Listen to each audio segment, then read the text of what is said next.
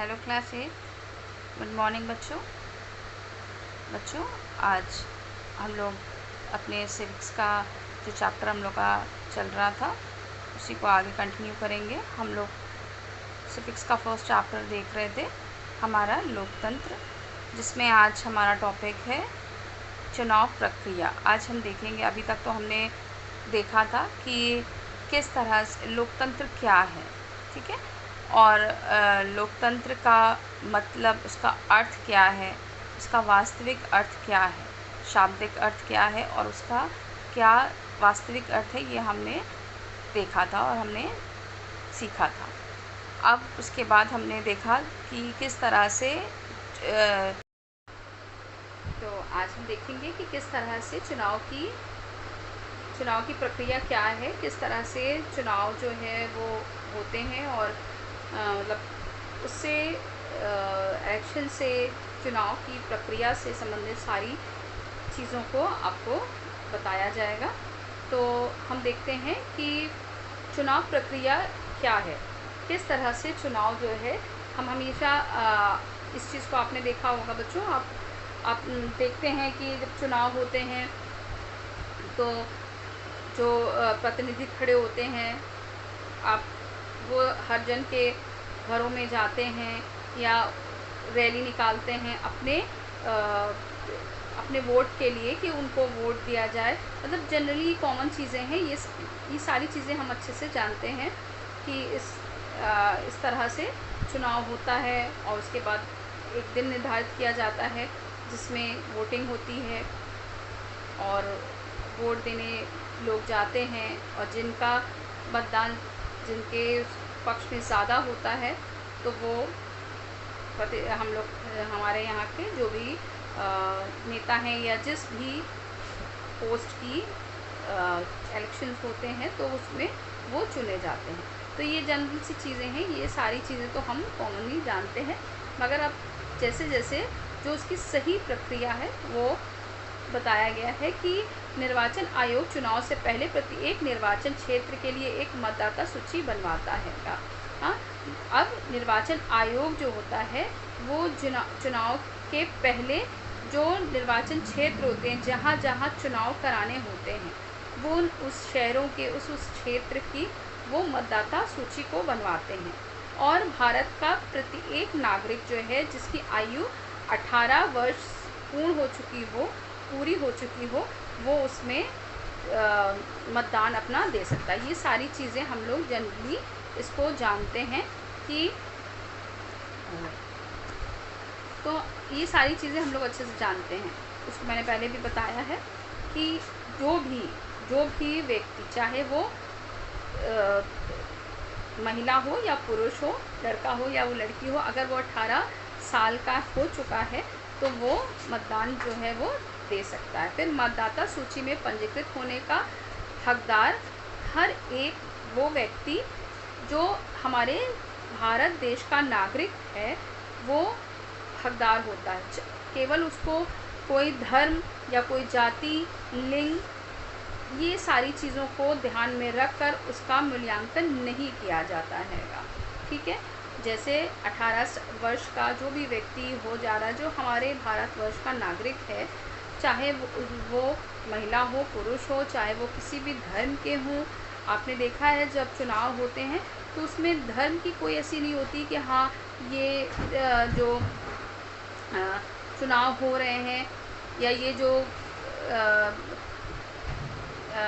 निकली हुई है इलेक्शन जो भी होने वाले हैं तो उसमें किसी एक कास्ट का ही मतदान चाहिए, ऐसा कोई उसमें वो नहीं होता। क्योंकि हम सब क्या हैं, हम भारतवर्ष की एक अच्छी विशेषता है कि यहाँ पर हम हर प्रत्येक जाति के, अलग अलग जाति के लोग यहाँ रहते हैं और सबको इसकी फ्रीडम है, पूरी आज़ादी है कि वो अपना कोई भी धर्म से संबंधित समारोह या कोई भी अपने धर्म को अपना सकते हैं, और उसके लिए वो पूरी तरह से फ्री है कि वो अपने धर्म से संबंधित कोई भी कार्यक्रम जो है वो करते हैं और करवा भी सकते हैं, ठीक है।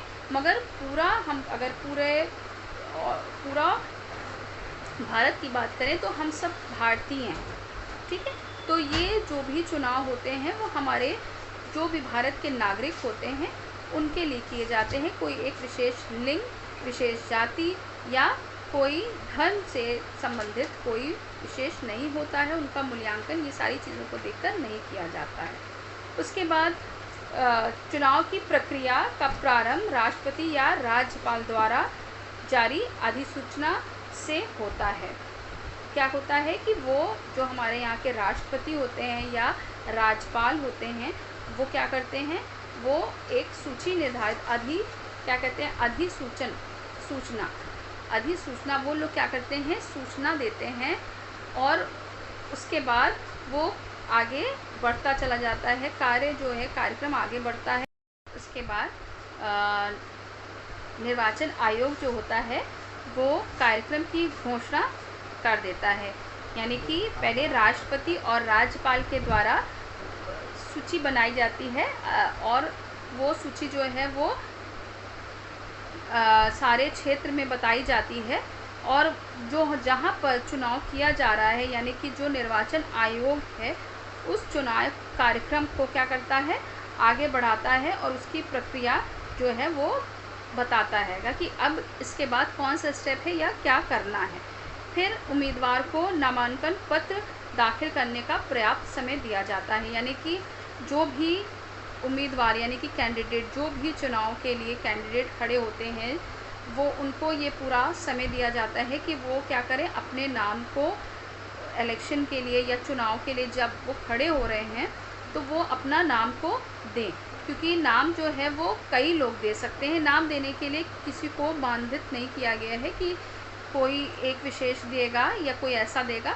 जिसको जिस क्षेत्र के लोगों को ये लगता है कि हमारे मोहल्ले का या हमारे शहर का ये व्यक्ति ऐसा है जिसके अंदर वो क्वालिटीज़ हैं या वो सारी चीज़ें गुण हैं जो कि वो एक अच्छा उम्मीदवार साबित हो सकता है या एक अच्छा नेता बन सकता है, तो वो लोग उसको खड़े होने के लिए प्रोत्साहित करते हैं। तो इस तरह से सूची में वो अपने नामांकन पत्र देते हैं, उनको पूरा टाइम दिया जाता है कि वो अपने नाम को दें। मगर निर्वाचन अधिकारी जो होते हैं वो अंतिम एक नामांकन पत्र सूची निकालते हैं और पहले तो सारे जिनके नाम आते हैं उनकी जांच होती है और उनकी कार्रवाई मतलब जांच होती है। फिर आगे कार्रवाई करते हैं, देखते हैं कि कौन ऐसा व्यक्ति है जो इस योग्य है कि वो कैंडिडेट या उम्मीदवार के उस पर वो खड़ा हो सकता है चुनाव के। तो निर्वाचन आयोग के जो अधिकारी हैं उनके द्वारा लास्ट एक अंतिम सूची जो निकाली जाती है, जिसमें कि फाइनल ये बताया जाता है कि कौन कौन व्यक्ति जो है वो चुनाव में खड़ा हो रहा है। उसके बाद जब पता चल जाता है कि कौन कौन व्यक्ति खड़ा हो रहा है, तो उसके बाद उम्मीदवारों को, जो कैंडिडेट्स होते हैं, जो उम्मीदवार होते हैं, उनको क्या किया जाता है, चुनाव चिन्ह अलॉट कर दिया जाता है, दे दिया जाता है। जैसे आपने देखा है कि किसी का चुनाव चिन्ह कमल का फूल होता है, किसी का हाथी है, किसी की साइकिल है और कांग्रेस का आपने देखा है हाथ का पंजा है। तो इस तरह से अलग अलग पार्टीज़ जो होती हैं, अलग अलग जो दल होते हैं, उनको अलग अलग चुनाव चिन्ह जो है वो दे दिया जाता है। और जिसके चुनाव चिन्ह क्यों दिया जाता है, ताकि वो लोगों का वो चिन्ह हो, क्योंकि जब आप चुनाव होता है, चुनाव हम देने जाते हैं या चुनाव जब होता है तो उसमें कोई नाम नहीं आपका वो करना होता है, नाम को वो नहीं करते, आप चुनाव चिन्ह के ही उससे आपको चुनाव जो है वो या मतदान जो है वो देना होता है। तो इसीलिए वो चुनाव चिन्ह ही आपकी पहचान होती है कि आप किस पार्टी के हैं, किस दल के हैंगे। तो इसलिए उनको पहचान के लिए उनको क्या कर दिया जाता है, चुनाव चिन्ह उनको दे दिया जाता है। और उसके साथ ही साथ उनको ये पूरा समय दिया जाता है कि वो अपने चुनाव का प्रचार प्रसार कर सकें। आपने देखा है कि रैली निकलती है, हाँ, बहुत से लोग पर्चे पैम्पलेट जो होते हैं वो घर घर जाके बांटते हैं और बताते हैं कि हमें वोट दीजिए, हम ऐसा करेंगे, हम आपके यहाँ ऐसा कर देंगे, मतलब तरह तरह की बात वो करते हैं। तो इस तरह से मतलब वो पूरी तरह से उनको ये छूट दी जाती है कि वो अपने चुनाव के लिए, अपने जीतने के लिए या अपने मतदान के लिए आप इस चीज़ के लिए फ्री हो कि आप आगे बढ़कर अपना प्रचार प्रसार अपनी पार्टी के लिए, अपने उसके लिए कर सकते हो। ठीक है। तो उनको इसके लिए समय भी दिया जाता है, मगर ये समय जो होता है वो चुनाव के 2 दिन 48 घंटे यानी कि 2 दिन पहले बंद कर दिया जाता है। यानी कि 2 दिन पहले आपको पहले तो पूरा आपको समय दिया जाएगा कि आप अपने मतदान के लिए, अपने चुनाव के लिए आप अपनी पार्टी के लिए आप प्रचार कर सको, मगर 2 दिन पहले ही मतदान जो है वो बंद कर दिया जाता है। और मतदाताओं को चाहिए कि मतदान वाले दिन अपना मतदान पहचान पत्र लेकर मतदान केंद्र पर जाएं और अपना पहला वोट अवश्य डालें। यानी कि पहले तो ये बताया गया, अभी तो ये कैंडिडेट के लिए, उम्मीदवारों के लिए बताया जा रहा है कि वो उनको 48 घंटे से पहले 2 दिन पहले उनको अपने सारे प्रचार प्रसार बंद करने होते हैं।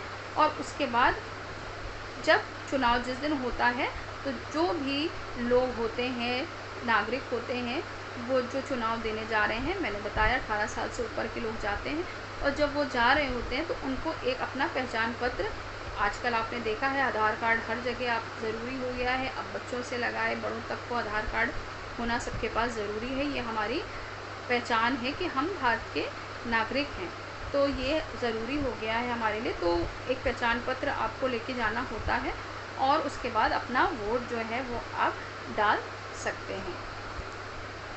उसके बाद जब हम लोग जो नागरिक होते हैं जब वो वोट देते हैं तो उनको आपने देखा है या अभी आप नहीं जान रहे हो तो आप अपने पेरेंट्स को आप देखते होंगे कि उनको एक काला सा एक चिन्ह लगा दिया जाता है उनके हाथ में, ताकि ये इस बात का सबूत हो जाए कि उन्होंने चुनाव दे दिया है।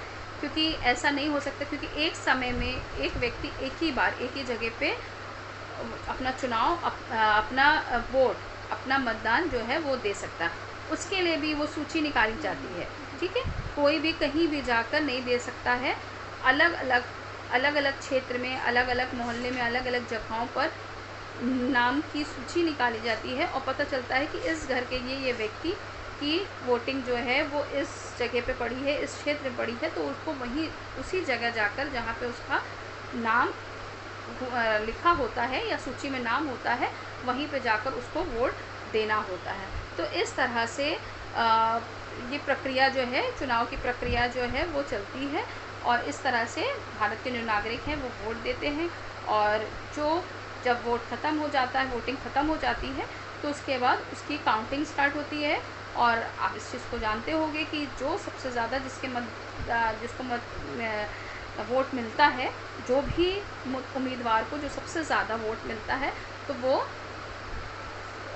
उस वोट को, उस चुनाव को जीत जाता है। और जिस भी उसके लिए पोस्ट के लिए वो लोग खड़े होते हैं, उनको वो पोस्ट जो है वो दी जाती है। तो उसके बाद भी फिर अलग अलग उनको कानून नियम बताए जाते हैं। मगर अभी हम लोग चुनाव की प्रक्रिया देख रहे हैं, तो चुनाव की प्रक्रिया इस तरह से है।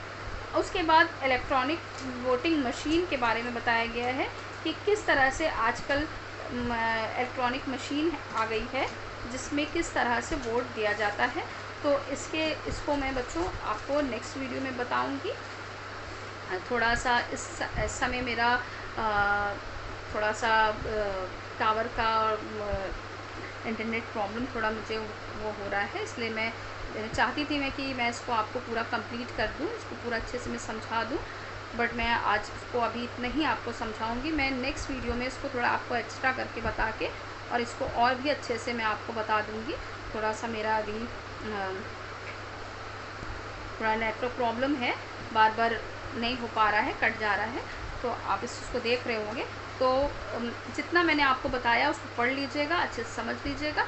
मैं नेक्स्ट वीडियो यानी कि नेक्स्ट क्लास में मैं इसको और अच्छी डिटेल में आपको समझा दूंगी और उसके आगे का फिर मैं आपको बताऊंगी। Okay students, so thank you so much, God bless you, take care.